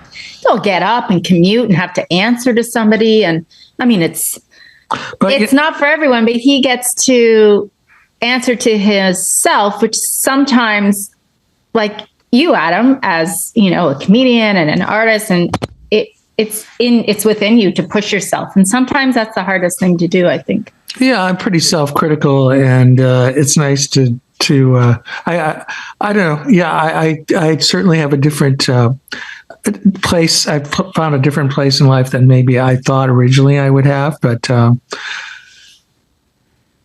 yeah, I don't know. I I can be a very much a half glass, half empty guy. Yeah, well, look, the most positive guy in the world. I'll tell you the good part of the glass and the bad part of the glass. The good part of the glass is you have defied the odds by making a living doing your art. And 97% of society cannot, or 99.9% of society can't say, 99% of actors, comedians, musicians, artists, fine artists, sculptors can't say they make a living full-time doing that thing. So you have defied those odds, and you have not had what we would call a daytime job for 40 years, 35 years or whatever. That's exactly it is. right. Okay, that's the good part. The bad part, the half. Maybe just stop now while I'm feeling good about myself. No, because I'm including myself in this, okay. in this glass half full or half empty. And the half empty part is there are many people who you are more talented than, who are selling more tickets and moving more product. And it's not because you're a narcissist or you're sort of delusional. You're a better singer, songwriter, musician, what have you. The sound is superior to this. Just like I know there's comedians who are playing Madison Square Garden who I would be funnier than. But I'm heading to the whatever club this weekend, And so you have to kind of deal with that. It comes with the territory, and you're not the first person to experience it. It's happened. True. It's time immemorial. Yeah. This is how this works. But you're still amongst the 99.9% who wakes up on Monday morning and does not have to sit in traffic. But right. When you hear about Crapola Band playing the Megadome, you do have to sit there and go, better than they are. Yeah. Or when you want to book that trip to Turks and Caicos and you don't want to fly coach and you don't want to stay at some shitty exclusive thing, and you're like, yeah, but I'm an artist. I got to do what I love. Yeah, it depends on the day. But my wife here is always good at propping me up, which I need sometimes. But yeah. Well, I think, and it's not really a pure talent competition because people aren't sophisticated enough to kind of hear the difference between what is that and what is something lesser than that. They respond to stuff that, to me, I always feel sort of like, Jesus, right? You like that song? And like, oh yeah, I looked at the song. I'm like, wow, it's but it's sort of like watching a dog eat a hot dog that fell off a table. It's just like, they like it. You know what I mean? Like that's go and have that. They're happy, meaning they're actually happier with the hot dog than they would be with the filet mignon. And right. that's something you kind of have to deal with. But at the beginning, when you get out of the gate, you go, oh, okay, people are ready for this. Like, oh, this is going to be good. And then you realize they're not really sophisticated enough to totally appreciate what it is you're doing on a mass level. Yeah, we're too good. That's what we're saying to each other. We're too talented. And that's our problem. Yeah, that is maddening when you see people who, I'll hear YouTube songs on the radio. Sensation or something like, how the hell does she get 5 million hits on some shit song that no one really, there's probably zero thought to it. And then I see him creating a love song for me. And I'm completely blown out of the water that he can pull all of that together to create something so beautiful. So, listen. Yeah, but I mean, I don't know. Should we have it any other way? People all appreciate what you appreciate, and that's right. Understand everything. That's why there's chocolate and vanilla. Yeah, I don't know. I think about other, all these people who win an Oscar, an Academy Award, and then all the great actors who never won it, or in my business, people like Nick Drake or the Velvet Underground or Big Star, bands like that, in their day could not get arrested. I think what's sad for me is just because, and I don't want to get on a rant, but because so many people, because they don't pay for music anymore, I have friends who are really good musicians who are now taking, classes to be a realtor or don't do business can't make music anymore. And it kind of squeezes out the middle guys, the people who are megastars will continue to be able to make music and succeed in whatever they want to do. And then there's the people who are just making music out of their basement. They're fine, but it's the middle people who I've heard David Byrne talk about this too. They get a bit squeezed. That I can get a little bitter about, but I was just starting to feel good about myself. And then 99.9.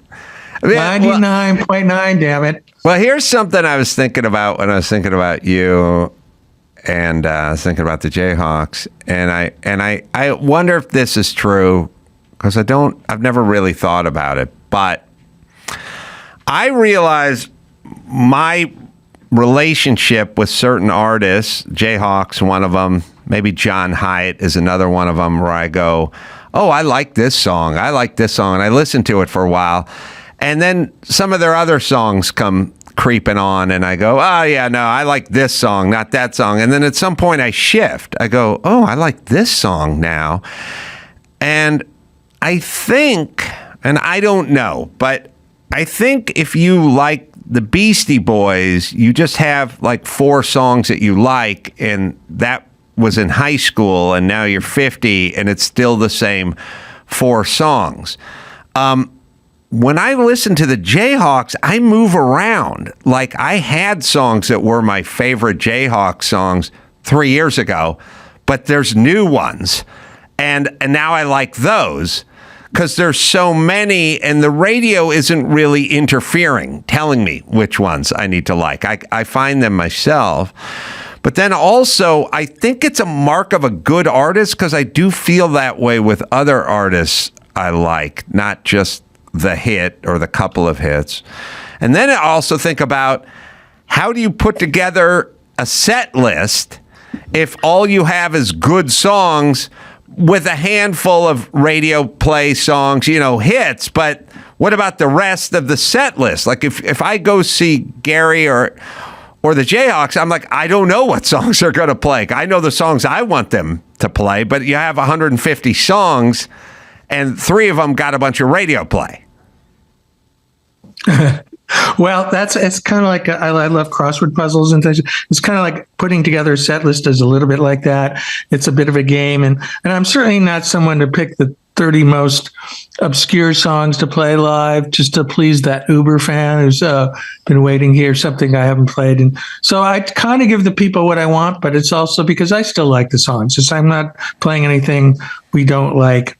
But it is a challenge as, when we first started playing, we didn't have many songs. You'd have to repeat songs, to fill out a 45-minute set. Now, if I really wanted to touch on every record and represent everything, it's like a 2 or 3 hour show, which is kind of long. I remember Rick Rubin telling me, leave them hungry, Gary. Leave them wanting more for those set lists, those shows.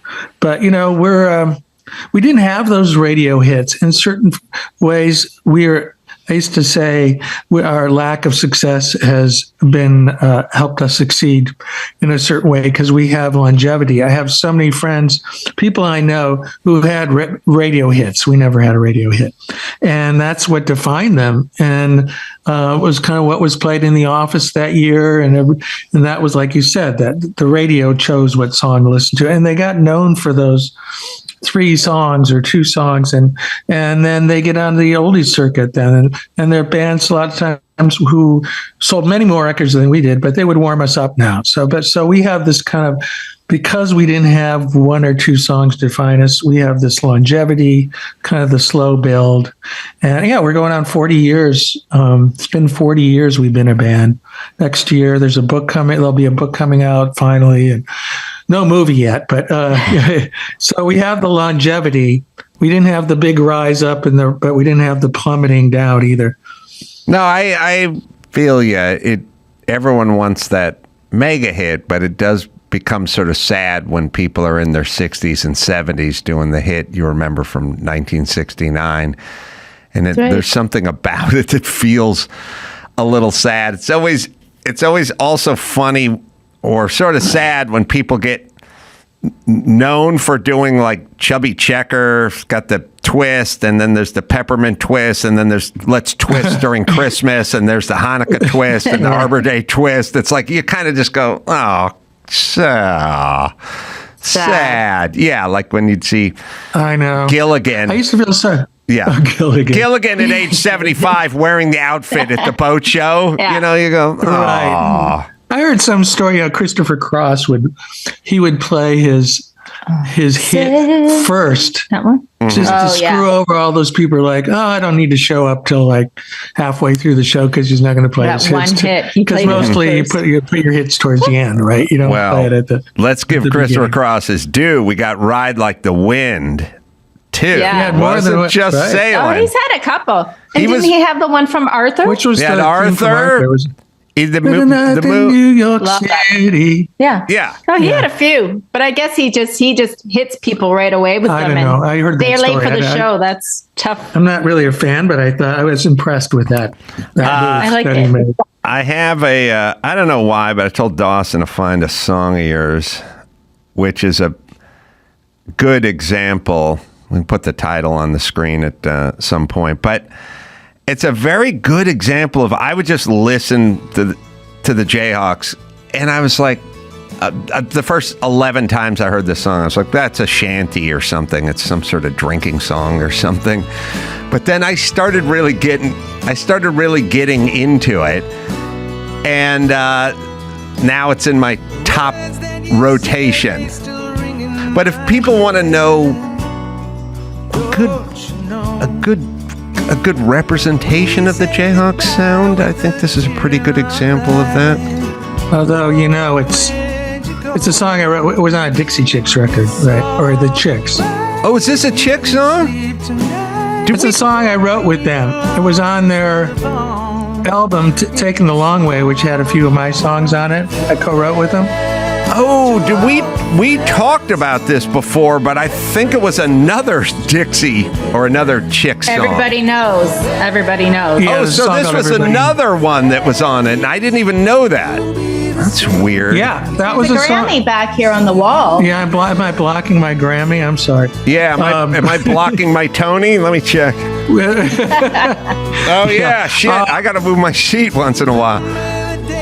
Oh, so this is well, that is...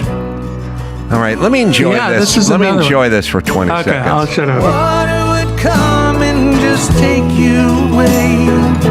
Oh, where'd you go?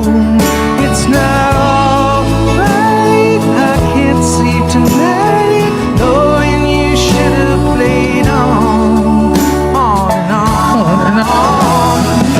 Farewell to all The Abandoned Roads. Let's raise a glass to You never listened to that Dixie Chicks record? farewell to all. All right. Well, now this is mind-numbing because, again, this isn't in my Jayhawks rotation, but lately I've been really appreciating this song. But then last time we talked about the other Dixie Chicks song, which you wrote or co-wrote. Well, let me try to Co-wrote. figure- Yeah. Which was which song? Sorry. Everybody knows. I think I co-wrote like 4 of them, but it was that's another one of those songs about the backlash they got when they complained about Bush. But I love but there was an Everybody. album. So Everybody Knows was inspired by that?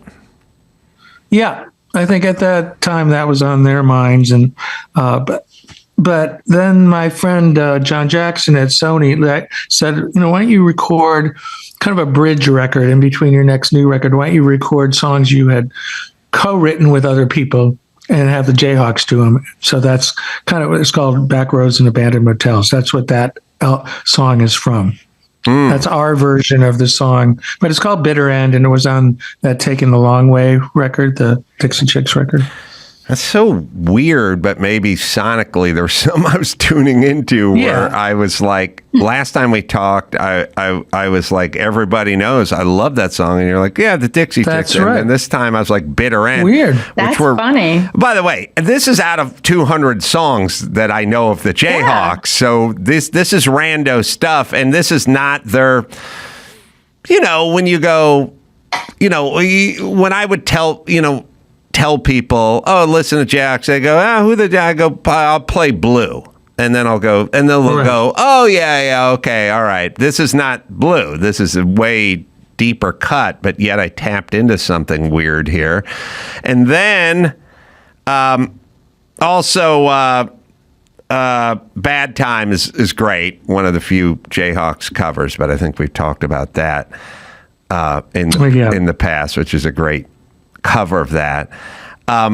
But now I'm trying to think, what are the other 2 Jayhawk songs that I know? Because I liked the Dixie Chicks, and that Natalie Maines took me as her date to the Grammys the first year they won Album of the Year or whatever it is. It was a crazy story, but I was there, and I forgot about that. I escorted her, and then there was a whole story after that Kimmel manufactured to my detriment, which is insane. We love Jimmy. We love Jimmy. He's got to go on Jimmy. Oh, JR. Yeah, we got to get.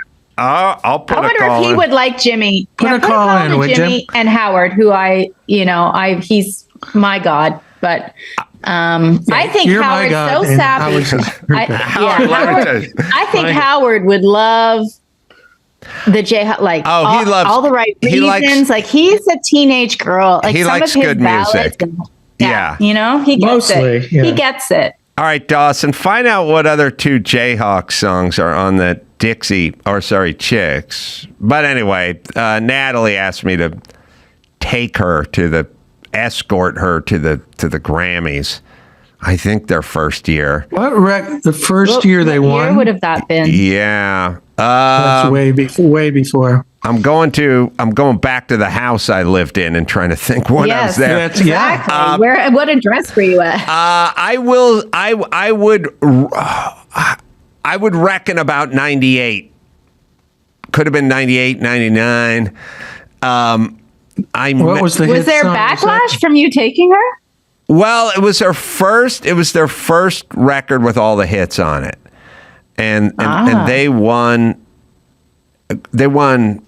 either Artist of the Year or New Artist of the Year or Country Artist of the Year. I can't remember what category they went in, but it was probably 99 or 2000. It was 99 probably, because I was like sitting at my desk and we were doing the Man Show, and the phone rang, and it was my manager's gay assistant, and he said. He said, Natalie Maines from the Dixie Chicks wants you to escort her to the Grammys.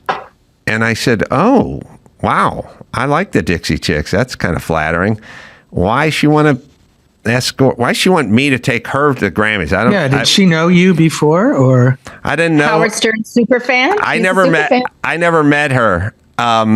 She watched Loveline on MTV when I was on MTV. Loveline. So then I said to my gay assistant guy, I said, I have a girlfriend, so I don't know how would that work? Like, what would be the optics of that before anyone used the word optics? And he went, it's Hollywood. People do this all the time. This is how it works. And I was like, are you sure that's like something that's done a lot? Like somebody escorting somebody to the show, but they have a girlfriend, but they're not going? And he goes, oh yeah, that's how they do it. That's what we do. And I knew I had to do Loveline that night, so I had to be out of the Grammys at 9:15 or 9:30, probably start at like 5 or something. So I was like, oh, okay. So then I went home and I told my girlfriend, and she was pissed. And I was like, I don't know. I'm just going to go. And then as soon as it's done, I'm just going home. I'm going to work because I worked at night. And so I went, and they won. And I don't know. Now we got to look that up, Dawson. Must have been 99. Well, I got the songs for you. I got the songs. The other two are I Like It and Baby Hold On, in addition to Everybody Knows and Bitter End. And there are a couple of B-sides, I think.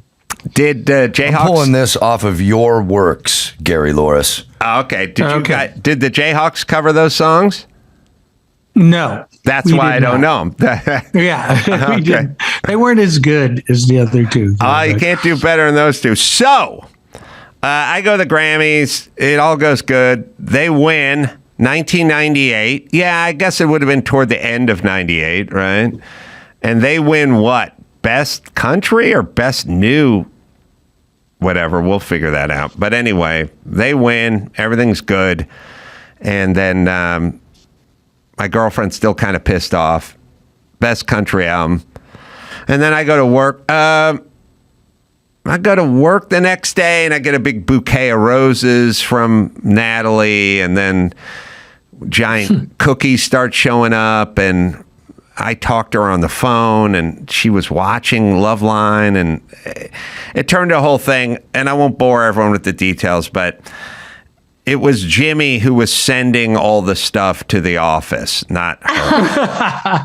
And at some point, he'd sent panties in a box, and he explained that this was getting out of control, and that I needed to call her, and I needed to confront her, and I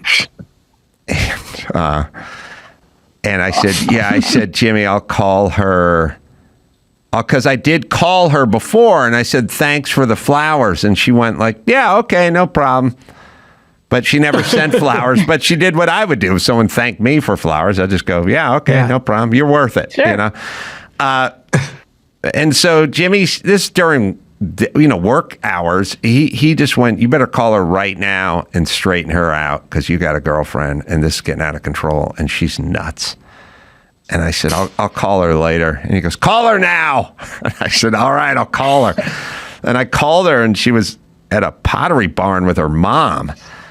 And she was like, "Oh, hey, Adam, what's going on?" I was like, "Yeah, listen, look, I told you I have a girlfriend, and like you're attractive, and it's great, and it's flattering, but I can't do this. I can't do this. I have a girlfriend, and listen, if I didn't have a girlfriend, Jesus Christ, we're going out tonight, but you can't keep sending over this panties and cookies and stuff." And she's like, "Huh?" I'm like, "What?" She's like, "What are you talking about?"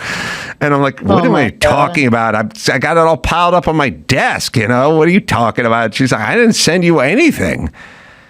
And I was like, "You sent flowers. I called you about the flowers. I thanked you. You said, fine." She goes, "I just thought my agent sent those. I didn't send any flowers."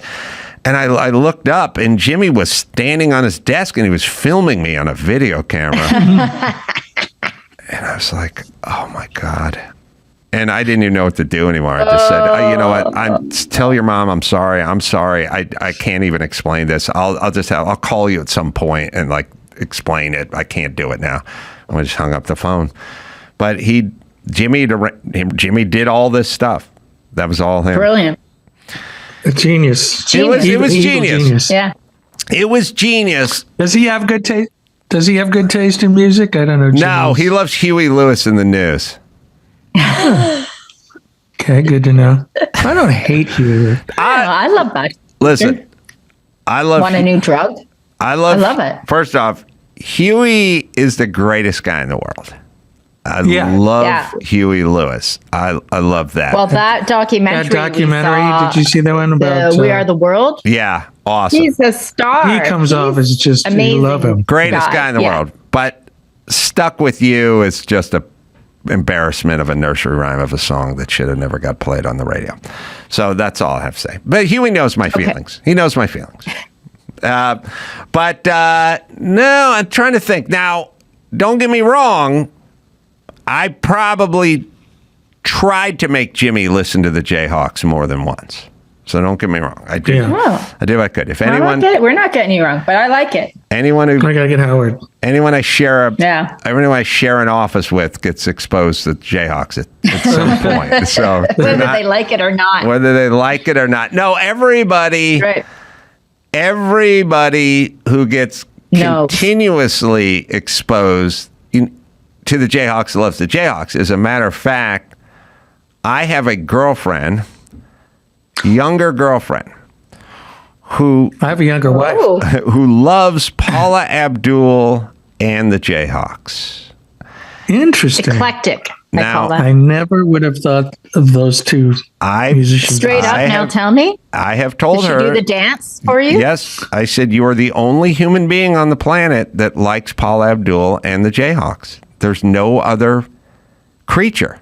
There's nobody who roams this planet who says, "I like Paula Abdul and the Jayhawks." Is there anybody else? I think you could. Is it in that order? Or? I feel like we could have wine together because I don't mind the straight up now tell me. I remember dancing to that in grade 8, whenever it was out. I mean, I was born in 1970. I think that was 88, 89. maybe, but I wasn't a pop girl. I was really underground music, but I wouldn't call Paula's sound timeless. I'll just say that. No, it's not. But, no, it's not. But I would also argue that there's no human being, and I'll expand it to the planet, not just the United States or parts of Canada, who likes the Jayhawks and Paula Abdul. I don't think it's possible. I think she's she gets the prize. Because the reason is she liked Paula Abdul from high school, and then I forced the Jayhawks on her. And once you get exposed, you know what I'm talking about. Let me give you guys a plug. We got tour dates coming up, right? Yes. We got Woodstock. We got New York. We got...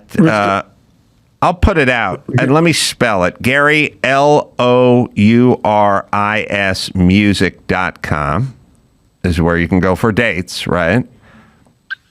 Right. You can see it on the jayhawksofficial.com too. Yeah. I have a Patreon page that I'll plug that gives you content. But otherwise, I played in Minneapolis, playing in Chicago, playing in Duluth, and Duluth, yeah. And then Jayhawks will be doing stuff. We don't have an LA date yet, but I think if we come, you've got to come. Yes. You've got to come. Oh, listen, I have to go. Have you seen us play live? Or Oh, have you yes. ever seen us Oh, yes. back in the 90s? No. I don't think I had enough money in the 90s to buy a ticket to a live show. I saw you guys last time you were here, and I'm going to say that was about 9 years ago, maybe 8.5. I think it was at the Fonda. Yeah, Fonda. I was with you. Yeah, Yes. 20. You were there? Dawson Yeah. came with me. Yes, as the Fonda. It was pre-COVID, and it was probably a couple years before COVID. So I'm going 18 or 19 or something. I'm sorry. It's been eight years plus is what my guess is. Yeah, I don't think we for played the there Fonda. since 2015 or 2016. Paging Mr. Bruce. Well, the talk is where Jayhawks are going to maybe play an LA date. Hopefully, yeah, so we'll sooner rather expect than you there. later. Well, I look, can get you. I can get we you can probably get you a ticket. on the pay list if we need to. listen. Just Maybe we'll get Paula Abdul to warm us up. Yeah. give me your corporate rate, and I'll have you play my warehouse. Yeah. Right. There's a free Yeah, t-shirt that'd in be there for fun. you. Let's do it. I'd do it. Listen, I got a whole man cave back here. Gary's been around. I've been there. I know. Well, I have some really dear friends in LA. Our Gary's sister has a place in Palm Desert, and so we're often out for little visits. So Well, listen, It'll work. I'll pony up some cash. I know some rich guys. yeah, We'll do it. get the pot overflowing. Yeah, we'll get it. We'll No, get we're it going. talking. We'll pass the hat. You guys come in. I got room. LA's a tough market for us, and it's tough for a lot of It's musicians. tough for everybody. It's tough Like for Nashville and LA are really tough because it's kind of jaded. Everybody there's seen it all, and of course I'm lumping everybody together. But No, but it's tough for comedians too. You know, it's not a good live venue kind of market, and also they don't get an appetite going. You know, like when you go to Appleton, Wisconsin, they're excited that you're coming to Appleton, I know, Wisconsin. I like Appleton. You Love know? it there. I had the best wax there. excuse me. No, I have a great time too, but you know, it's not this here. It's just it's a sort of, who's next? You know what I mean? It's nothing. It's nothing but names coming to town or living in town. You know. All right, guys. Always a pleasure. Please, Yes. Look. I'll go look for your tour dates anyway because I travel around a lot. But certainly, if you I come have to a quick LA, question. yes. Can you tell me who your go-to new comic is? Because I get all my comic information from listening to Howard, but I haven't heard like the young guys coming up and who's amazing and. There's a lot. We love it. There's tons. I mean, half the stuff on Netflix is funny. You know, Hulu's coming on strong now. There's a lot of comedians that come through here that are doing their stuff on Hulu. Don't sleep on YouTube. There's a lot of kind of independent guys that aren't mainstream that just go ahead and release their stuff on YouTube. But I would say if you want some new voices and some new jokes, check out Hulu. I've got quite a few people come through here plugging their Hulu specials, and it's kind of a taste thing, so it's kind of weird. Yeah. I mean, maybe I'm a comic expert, but you still have your taste, and we have different tastes. So I would say go to Hulu and find out who sort of melds with you taste-wise. Okay. Well, I know that for a musician, we envy a comic, even though I can't imagine being up there that naked with a microphone. But you go to see a comic and a comedian, and they don't have to have gear. They don't. It's not that long sound check. No, I can't imagine how you. First off, all comics envy musicians, so it's a two-way street. Yeah, but, I know. The grass is always greener. Right? But I will tell you, I'm going to be in Monterey at the Golden State Theater March 1st. And last time I was at the Monterey at the Golden State Theater, I sit in the green room and I see like posters signed of like Santana. And there's like 26 dudes in that band, you know? And I'm like, I'm coming out, I'm doing one show. I'm doing okay, but I'm not getting rich off the one show. How's the math work with Santana and the sound checks and the band and the equipment and the roadie? I mean, what the hell is Carlos walking out? In the hotel rooms, flights, everything. It's not easy. You do it. I just keep looking and saying, I'm doing it for the people. I'm giving my art to people. I'm helping people. You do it because you love it. I'm such a good person. I can't get over it. All right, guys. All right. Thank you. Gary, Stephanie. Well. Always great seeing you guys. Stay in touch. We'll talk soon. Okay. Yeah, hopefully Thanks, when you come to LA. All right. San Luis coming up on Friday. And then I guess it's Saturday would be Monterey. We changed it 1 to Friday. And then Sunday, Napa. Uptown Theater. Lots of live shows. Phoenix coming up as well. And, of course, Dark Country. Everything Gary does is great. Check that out. And until next time, this is Adam Carolla for TJ Miller and Gary Louris and his wife Stephanie saying mahalo.